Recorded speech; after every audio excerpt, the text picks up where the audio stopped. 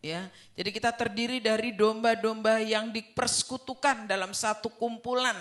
Maka dikatakan di situ kawanan domba, dan kitalah kawanan domba, tuntunan tangannya. Ya, cuma di sini yang Tuhan ingatkan kepada kita betapa tidak mudah untuk bisa menjaga kawanan domba ini untuk tetap menjadi satu di dalam penggembalaan. Ya, karena banyak tantangan-tantangan yang akan merusak penggembalaan itu sendiri. Maka diingatkan kita perlu waspada, kita perlu hati-hati.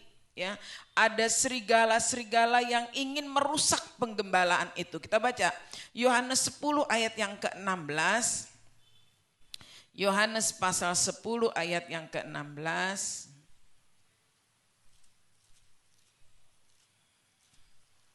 Yohanes pasal 10 ayat yang ke-16, ya kita boleh baca sama-sama.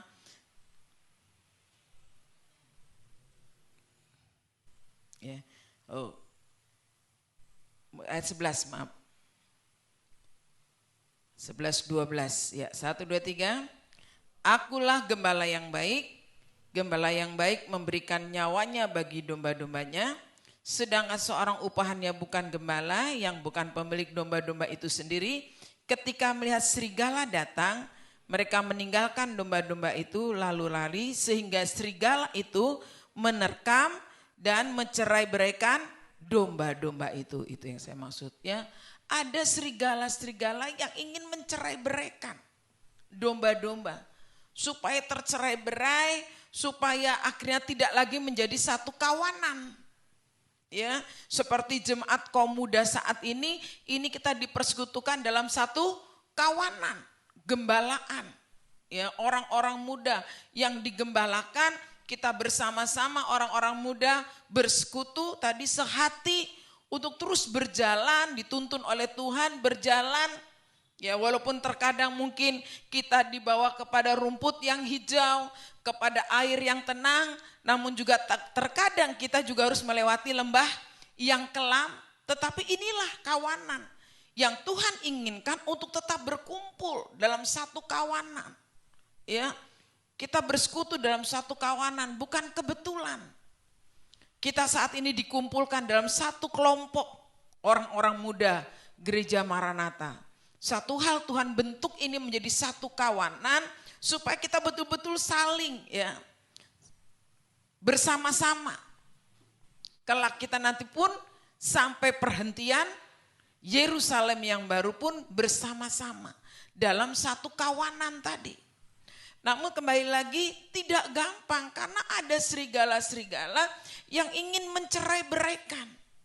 Sehingga tidak heran kalau orang-orang muda banyak yang dulu menjadi bagian kita tetapi sekarang keluar. Ya. Kalau memang terpisah untuk menjadi satu kawanan lain yang lebih baik, itu bagus. Ya.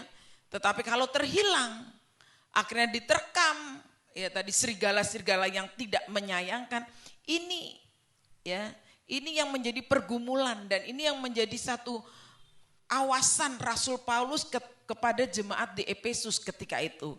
Kita baca Kisah Rasul 20 ayat 28 sampai dengan 30. Kisah Rasul 20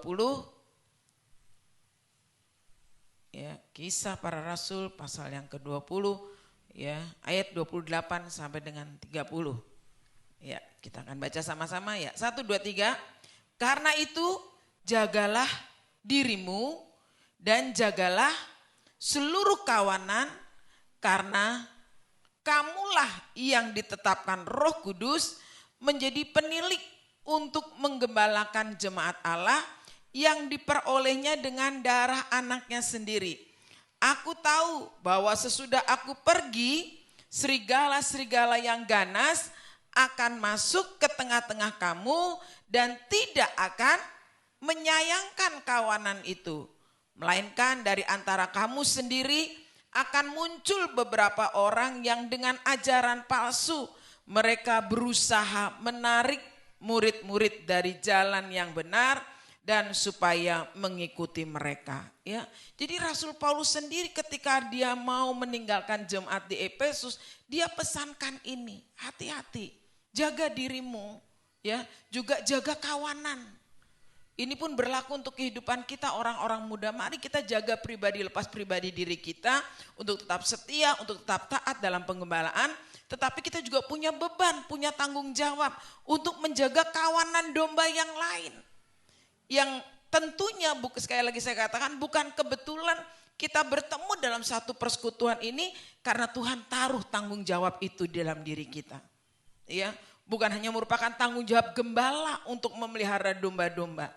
Tetapi kita yang ditunjuk Tuhan tadi katakan. Tetapi kamu adalah, ayat 28, karena itu jagalah dirimu, jagalah seluruh kawanan, karena kamulah yang ditetapkan Roh Kudus menjadi penilik. Ya, penilik untuk penggembalaan jemaat Allah yang diperolehnya dengan anaknya sendiri. Ya, jadi ini Tuhan yang Tuhan inginkan dalam setiap kehidupan kita. Kita punya beban, ya. Kita punya tanggung jawab untuk menjadi penilik, melihat domba-domba yang lain, supaya dia tetap dalam satu perkumpulan kawanan domba gembalaan, supaya mereka jangan tercerai-berai. Karena tadi serigala ini tidak menyayangkan, dia memang ingin caranya merusak penggembalaan supaya buyar. Setelah nanti tercerai-berai dengan mudahnya, dia membunuh dan membinasakan. Ini beban yang Rasul Paulus sampaikan kepada jemaat di Efesus dan ini disampaikan kepada kita saat ini orang-orang muda. Untuk kita menjaga kawanan domba itu bagaimana? Ya, ada 3 hal yang dilakukan Rasul Paulus untuk menjaga kawanan domba. Yang pertama, Rasul Paulus berusaha menasehati. Baca ayat di bawahnya, Kisah Rasul 20 ayat yang ke-31. Ayat 31 katakan, sebab itu berjaga-jagalah dan ingatlah bahwa aku 3 tahun lamanya siang malam dengan tiada berhenti menasihatkan kamu masing-masing dengan mencucurkan air mata. Ini langkah pertama untuk menjaga supaya kawanan domba gembalaan kaum muda jemaat Maranatha ini tetap tergembala dengan baik. Ya, kita ini tetap menjadi satu kawanan domba. Orang-orang yang kita lihat hari ini, orang-orang yang masuk dalam persekutuan orang-orang muda, tetap sama nanti kita akan lihat juga dalam perhentian nanti. Karena tetap dalam satu kawanan, bagaimana caranya? Yang pertama harus Paulus katakan, aku selalu menasehati. Ya, siang malam menasehati. Siang malam mengingatkan, bahkan sampai mencucurkan air mata. Ini yang dikerjakan Rasul Paulus. Dan kira ini juga menjadi beban kita, bagaimana kita mengingatkan, bagaimana kita menasehati ya seorang dengan yang lain, teman-teman kita, supaya dia juga bisa kembali setia. Ya, karena ini merupakan tanggung jawab kita, menasehati. Jangan biarkan dia semakin jauh, ya, semakin jauh dari Tuhan. Tetapi lewat kehidupan kita yang seperti Rasul Paulus katakan, siang malam aku menasihati, bahkan sampai mencucurkan air mata. Ini satu beban, ya, satu beban yang dikerjakan Rasul Paulus. Bagaimana kawanan domba jemaat Efesus itu tidak tercerai-berai. Dikatakan siang malam aku menasehati. Ya, ini pun disampaikan kepada jemaat Ibrani dalam Ibrani 10 ayat 24 dan 25. Ibrani 10.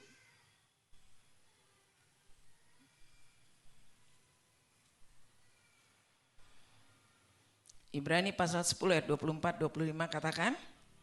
Ya, 1, 2, 3. Dan marilah kita saling memperhatikan supaya kita saling mendorong dalam kasih dan dalam pekerjaan baik.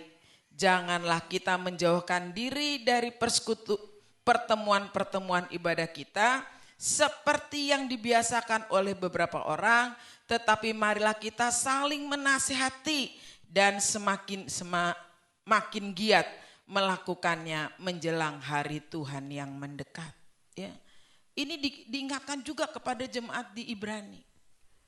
Mari kita saling menasehati supaya tetap giat. Tadi pemimpin puji-pujian katakan, ya sampaikan.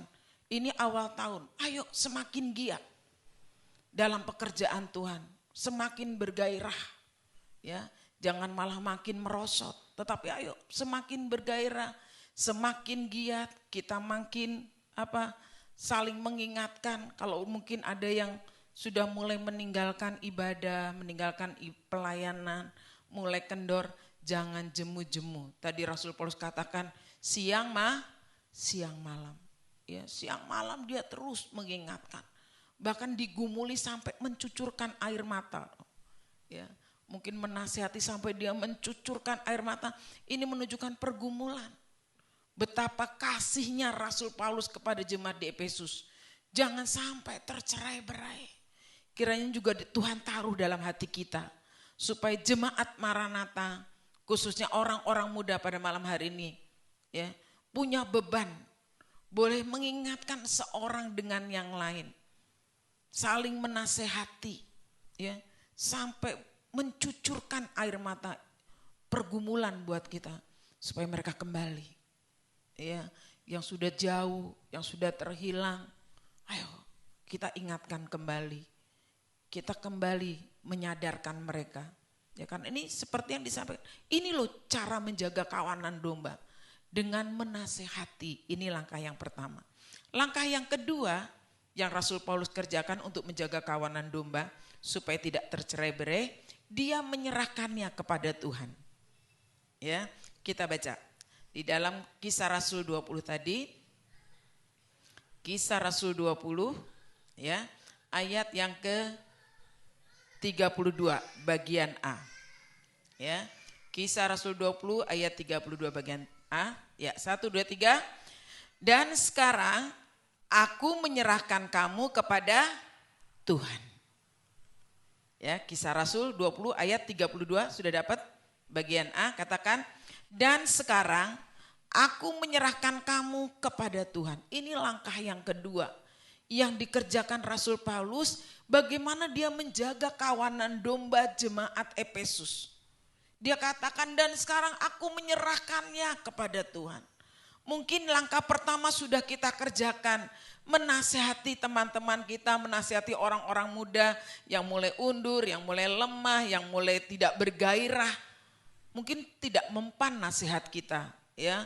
Kita sudah pakai secara tatap muka, lewat WA mungkin, lewat grup, lewat apa, untuk ayo dong semangat.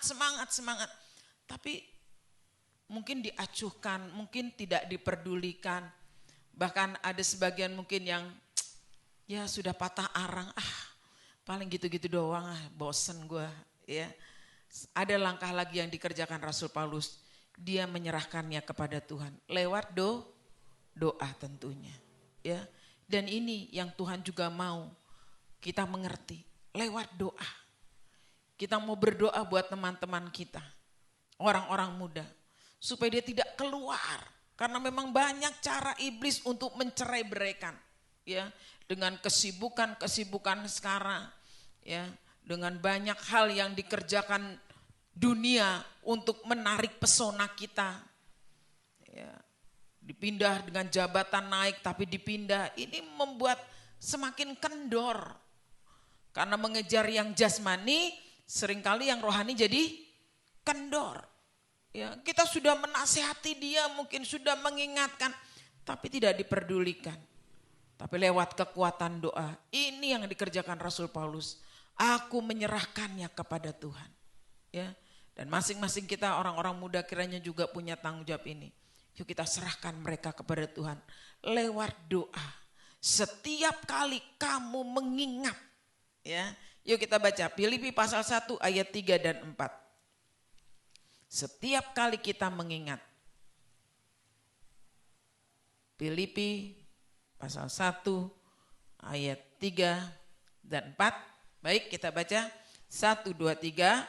Aku mengucap syukur kepada Allahku setiap kali aku mengingat kamu, dan setiap kali aku berdoa untuk kamu semua.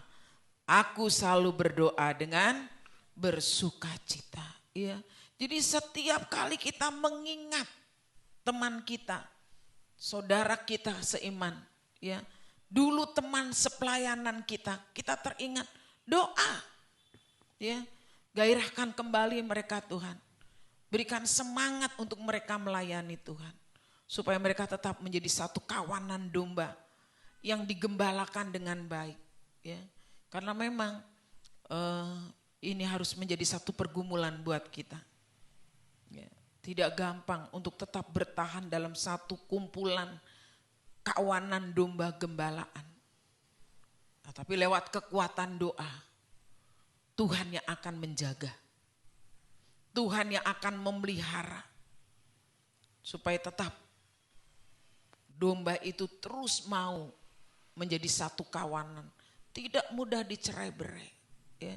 Jadi kekuatan doa ini yang perlu kita semakin gairahkan, semakin kita tingkatkan lagi. Setiap kali mengingat. Bukan hanya ketika di gereja, tapi setiap kali kita mengingat. Ya, kasihan Tuhan. Jangan sampai dia keluar dari kawanan domba gembalaan.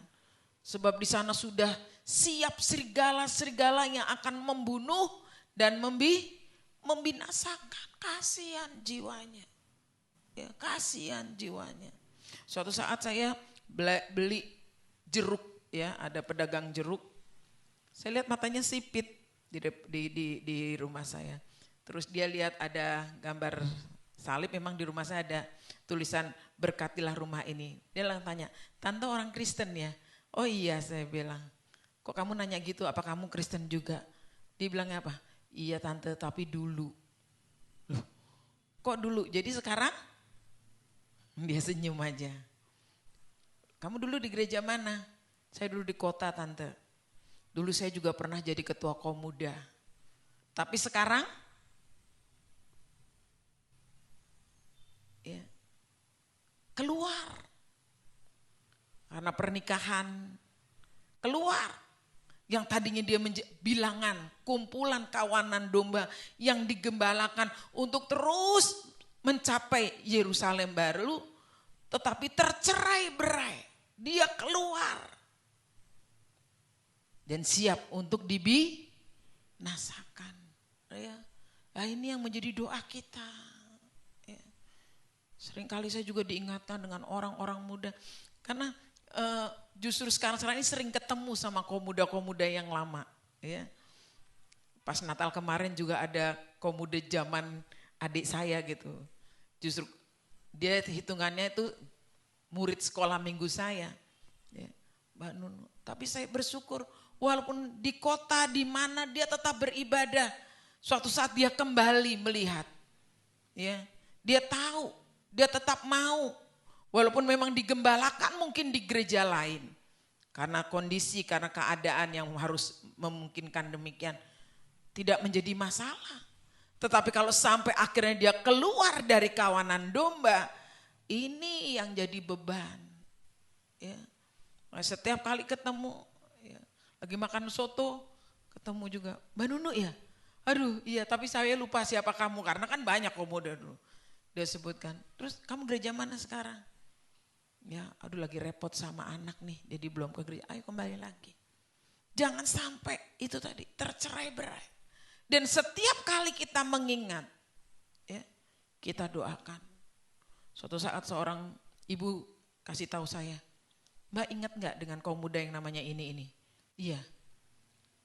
"Mbak tahu nggak dia anaknya siapa?" "Saya tahu, dia keluarga di sini tahu."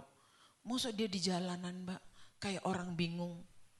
Saya bilang memang dia agak stres. Ya saya juga sudah pernah mencoba untuk mengunjungi dia. Tapi ya namanya juga orang stres, jadi kita omongin juga agak susah. Tapi saya katakan kepada ibu ini, hal yang paling penting sekarang kita kerjakan, kita doakan dia. Kita doakan, mungkin kita udah gak mampu lagi, karena namanya juga orang sudah stres ya, stres berat sudah. Jadi ya perlu dinasihati gak bakal kena. Ya berdoa, mohon kemurahan Tuhan. Karena kalau saya lihat dari sejarahnya seperti dia terkena penyakit gila keturunan. Dulu itu pernah pembantu saya juga gitu. Neneknya stres gila, neneknya meninggal, ini ke bapaknya. Bapaknya meninggal, terus ini ke pembantu saya dulu yang ngomong Joshua. Jadi saya pikir juga ini karena papahnya juga pernah stres begitu meninggal, nah, jatuh ke dia seperti kutuk ya. Nah, kita doakan, mohon kemurahan dari Tuhan dan kiranya keluarganya dikuatkan. Tapi ini yang saya mau sampaikan kepada kaum muda, beban kita banyak ya untuk berdoa ya, untuk mendoakan. Karena ini yang Tuhan taruh. Mungkin menasehati ya. Menasehati mungkin kita sudah tidak bisa, tapi satu hal yang bisa kita kerjakan, duduk sayang, ya ya sama mami tapi diem. Ya oke, ya puji Tuhan. Jadi yang kedua yang kita bisa kerjakan, itu kita doakan. Ya, Rasul Paulus katakan ini, setiap kali aku mengingat, aku berdoa. Ya, setiap kali mengingat berdoa. Dan banyak tentunya orang-orang yang Tuhan ingatkan kepada kita. Ya, banyak. Mungkin saat itu kita, oh kok tiba-tiba ingat. Ya, bukan kebetulan kita ketemu di jalan. Nah itulah jadi pergumulan kita untuk kita mendoakan. Ini hal yang kedua yang dikerjakan Rasul Paulus untuk menjaga kawanan domba. Lalu yang ketiga, bagaimana menjaga kawanan domba yang ketiga? Rasul Paulus katakan dia menyerahkan kepada firman. Kita baca Kisah Rasul 20 tadi ayat 32, lanjutnya ya dari kalimat bawahnya. Kisah Rasul pasal 20 ayat 32. Dan sekarang aku menyerahkan kamu kepada Tuhan, lalu dan kepada firman kasih karunia-Nya yang berkuasa membangun kamu dan menganugerahkan kepada kamu bagian yang ditentukan bagi semua orang yang telah dikuduskan. Jadi langkah yang ketiga, kita sudah menasihati, kita sudah mengingatkan mereka ya dengan banyak cara menasihati, tapi mungkin tidak dihiraukan. Lalu kita sudah mendoakan. Tapi juga mungkin didoakan belum juga ya. Belum juga kita lihat hasil dari doa itu. Yang ketiga yang kita kerjakan, serahkan kepada firman ya. Diserahkan kepada firman untuk berkarya. Ini yang Rasul Paulus katakan. Aku menyerahkannya kepada firman untuk firman itu berkarya. Karena firman itu yang berkuasa membangun ya. Firman yang berkuasa untuk membangun. Nah, ini yang harus kita upayakan.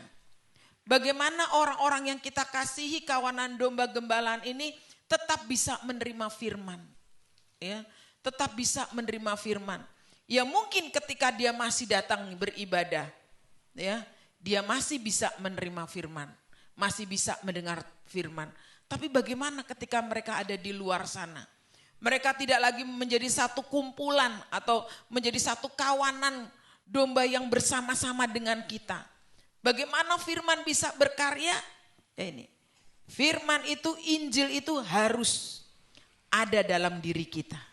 Karena firman atau Injil ini berkuasa menyelamatkan. Kita baca Roma pasal 1 ayat 16 dan 17.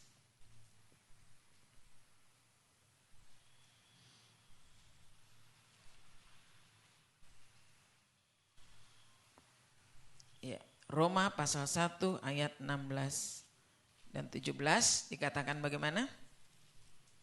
Ya 1, 2, 3.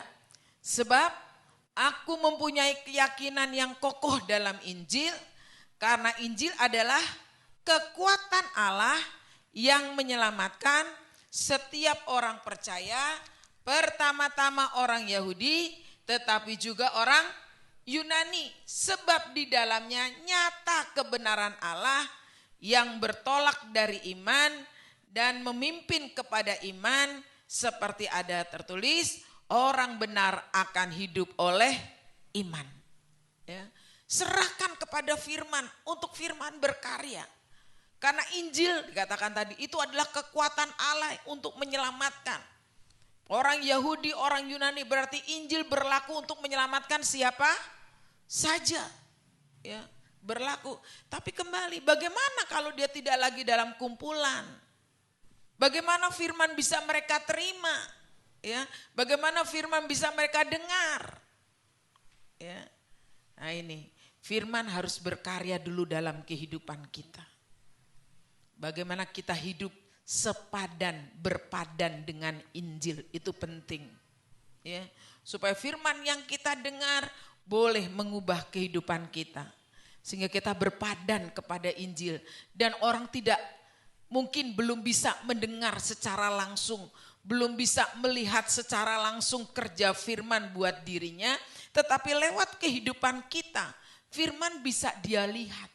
Maka ditulis dalam Korintus ya, kamu adalah suratan yang terbaca. Ya, kamu ini adalah suratan yang terbaca. Injil yang tertulis dalam hidupmu itu bisa dibaca. Ya, orang akan lihat. Dan ini yang sebetulnya perlu kita berdoa. Ya, perlu kita gumuli supaya firman yang diperdengarkan atau yang kita dengar itu enggak lalu begitu saja. Tetapi firman bisa berkarya dulu dalam diri kita. Kalau firman berkarya dalam hidup kita, Injil sudah berpadan pada diri kita, maka orang lain walaupun dia tidak mendengar Injil atau belum mau mendengar Injil, tetapi lewat kehidupan kita dia bisa melihat. Dia bisa melihat ada kuasa firman yang mengerjakan kehidupan kita. Maka ini Rasul Paulus katakan, aku menyerahkannya kepada firman. Biar firman yang bicara. Ya, lewat kehidupan kita firman bicara.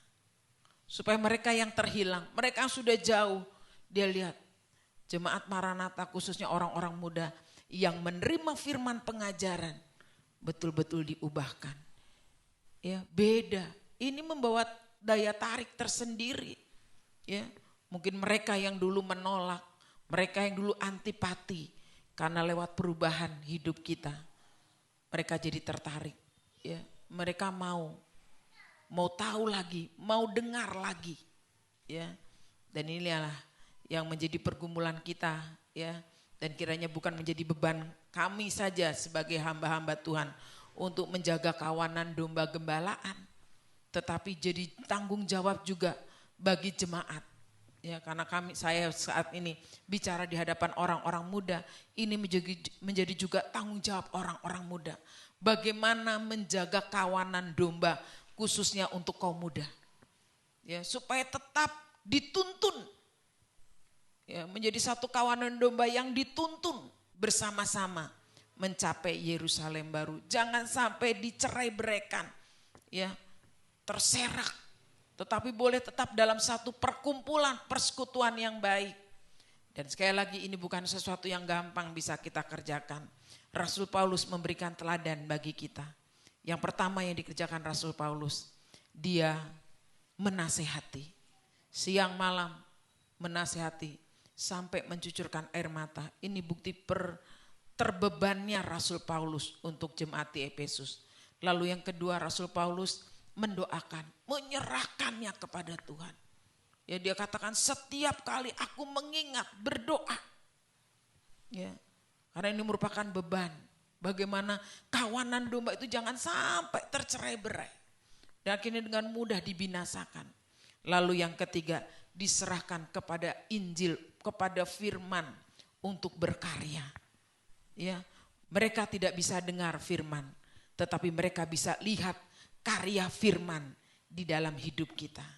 Maka ini juga menjadi satu kerja keras kita, ya, supaya bagaimana firman itu juga berkarya, ya. Jangan kita hanya dengar, mengagumi, ya, meresponi, tetapi enggak ada sedikit pun keubahan dalam hidup kita, sehingga kita tidak menjadi suratan yang terbaca, tetapi lewat kehidupan kita yang diubahkan melalui firman, orang akan lihat Injil itu bekerja, Injil itu berkarya. Dan saya yakin dengan tiga hal ini kalau menjadi tanggung jawab dan beban buat orang-orang muda, ya, kita akan bertambah-tambah jumlah bilangan kita. Ya, yang sudah lama keluar jauh, dia akan kembali. Ingatkan lagi, kembali. Ya, terus kita dukung dalam doa, kita berdoa. Ya. Jadi doa itu bukan hanya rutinitas saja, tetapi betul-betul kita ada nyata kuasa doa itu sendiri. Doa itu betul-betul berkuasa. Ya, karena doa itu betul-betul kita gumuli. Ya, serahkan betul-betul kepada Tuhan. Dan ini kiranya firman Tuhan malam hari ini akan menggugah setiap kehidupan kita untuk terbeban menjaga kawanan domba gembalaan supaya tidak tercerai-berai, tetapi tetap menjadi satu kawanan domba yang dituntun oleh Tuhan. Kita bangkit berdiri, kita mengucap syukur kepada Tuhan. Haleluya. Angkat pujian, gembalakanlah kami ya Tuhan. Haleluya. Gembalakanlah kami.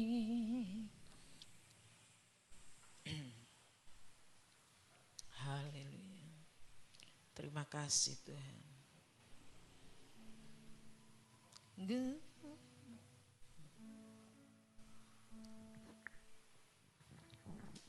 Haleluya.